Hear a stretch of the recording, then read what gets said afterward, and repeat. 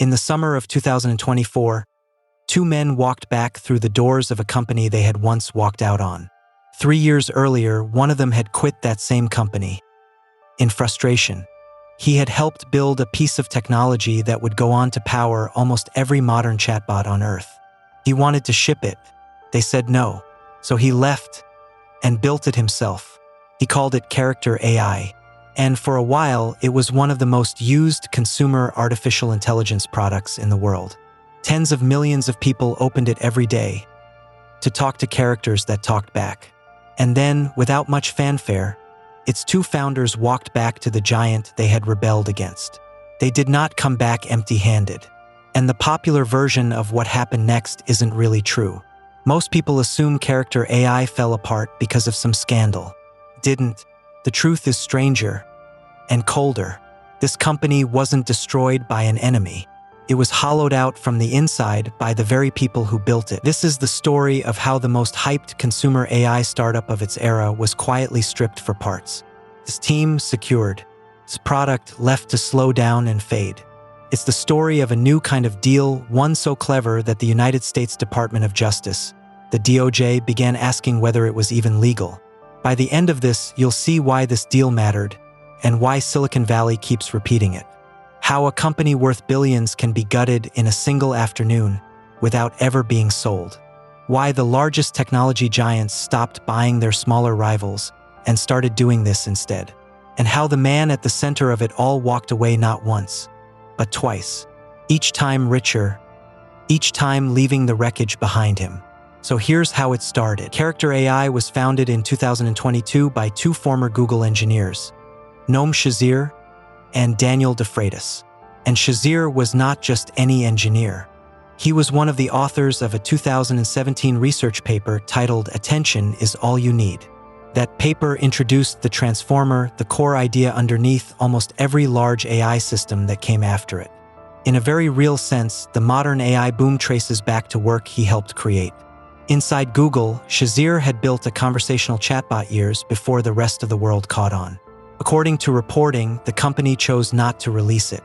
And in 2021, he left, reportedly frustrated that the thing he built would never see daylight. So he built it in the open instead. Character.AI let anyone chat with AI characters, historical figures, fictional personalities, invented companions. It spread fast, especially with younger users. By March of 2023, the company had reached a valuation of $1 billion in a round led by the venture firm Andreessen Horowitz. A founder rebels against a giant, builds the thing the giant was too afraid to ship, and wins. It should have been the perfect Silicon Valley story. It didn't end that way. By late 2023, the giant came knocking again. In November of that year, reports emerged that Google was in talks to invest in Character.AI at a valuation of around $5 billion. That investment never happened. Instead, in August of 2024, the two companies announced something very different. Google agreed to pay a reported $2.7 billion in cash for a non-exclusive license to Character.AI's technology. And critically, Google brought back Noam Shazeer, Daniel DeFreitas, and around 30 of the startup's researchers. That's the unusual part. Google didn't buy Character.AI. It licensed the technology and it hired away the people. Shazeer returned to Google as a co-lead of its flagship AI models, Gemini. And Character.AI? It was left standing, technically alive, technically independent. A former executive named Dominic Perella stepped in as interim chief executive. But the company that had built the thing everyone wanted stepped back from developing new frontier models of its own. The founders were gone. The core research talent was gone. What remained was a brand, a user base, and a product that would no longer be pushed forward the way it once was.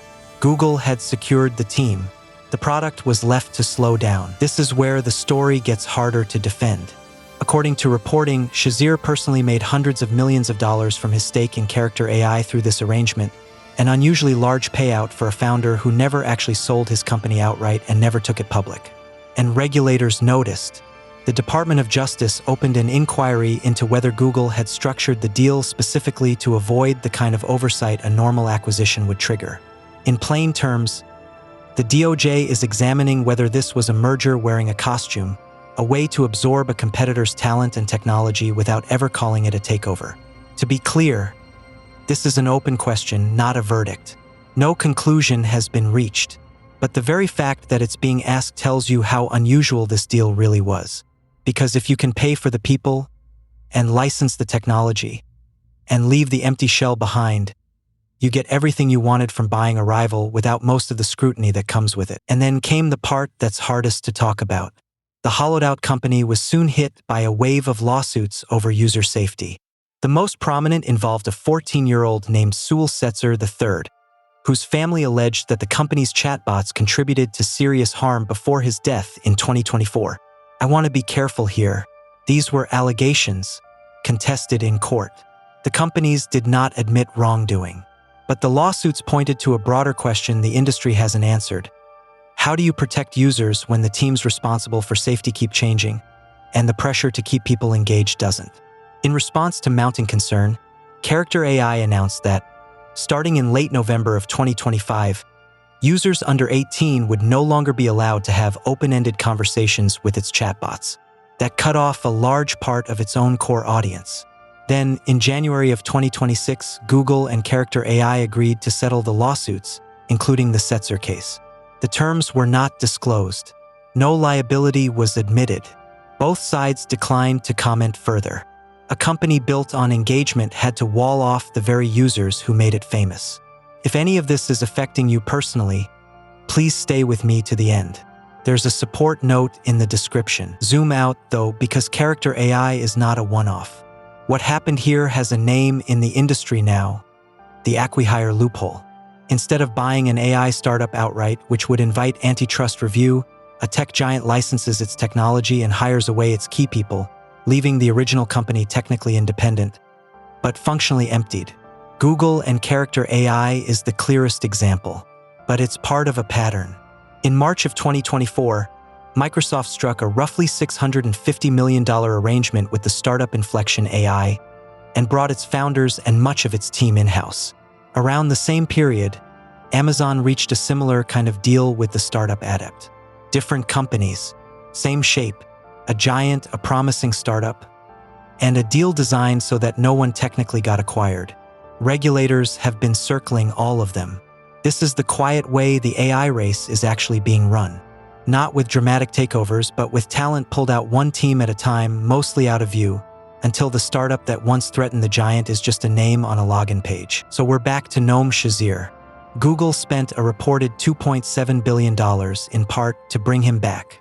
He returned as a co-lead of Gemini, one of the most important AI efforts on the planet. And then, in June of 2026, he left again, this time for OpenAI. That's the catch. A company was effectively taken apart to bring one man home.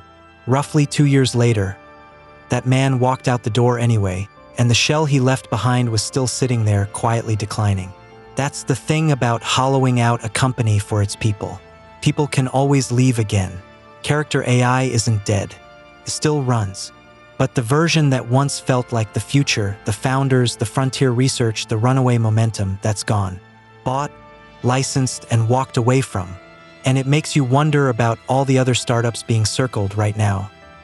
The ones still calling themselves independent. Which one gets hollowed out next?